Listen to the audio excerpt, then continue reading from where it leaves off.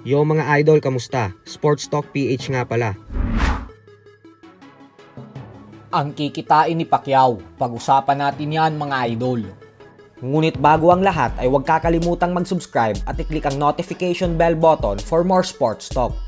So mahigit isang linggo nga po matapos sumabog ng balita na kasado na ang bigatin rematch sa pagitan ng ating pambansang kamauman ni Pacquiao at Floyd Mayweather Jr. ay nilabas na po ng DAZN journalist na si Chris Oliver ang kikitain ni Pacquiao para sa laban na ito. Ayon sa kanya ay aabot umano sa $150 million o halos 9 billion pesos ang matatanggap na bayad ng ating pambansang kamao sa rematch na ito. Kaya paldong-paldo talaga si Pacquiao dito, manalo man o matalo. Kaya hindi rin talaga natin masisisi si Pacman kung bakit pumalag pa rin ito sa rematch kay Mayweather kahit na madaming fans ang bumabatikos.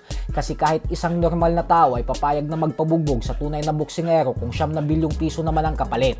Kaya paano pa yung kagaya kay Pacquiao na isang legend at may tsansa talagang manalo. Ika nga ng Pinoy boxing legend, former 4 division champion Nonito Donaire Jr. ay hindi niya daw masisisi kung bakit patuloy pa rin na lumalaban si Pacquiao.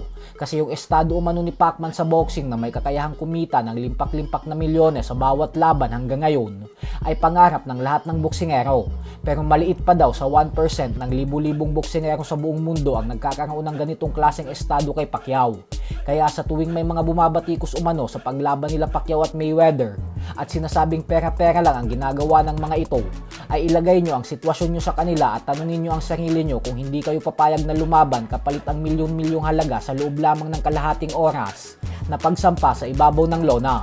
Kung tayo nga daw ay halos magpakamatay sa mga trabaho natin para lamang sa kakarampot na halaga, sila pa kaya na milyon ang bayan tapos ang gagawin pa nila ay yung bagay na gusto nila, kaya hindi rin talaga natin sila masisisi.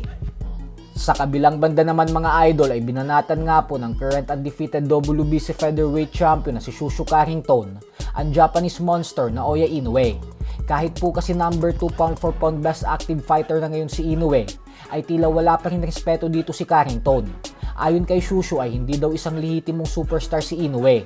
Masasabi niya lang umano na isang ganap ng superstar si Inoue kung kilala na ito sa Amerika ng lahat ng tao, kagaya kila Manny Pacquiao at Canelo Alvarez. Kaya naman ang hamon ni Carrington dito ay kung gusto daw talaga ni Inoue makilala sa Amerika at maging tunay na superstar, ay dapat daw itong dumayo sa baluarte niya sa New York City at labanan siya, hindi yung nagtatago sa Japan.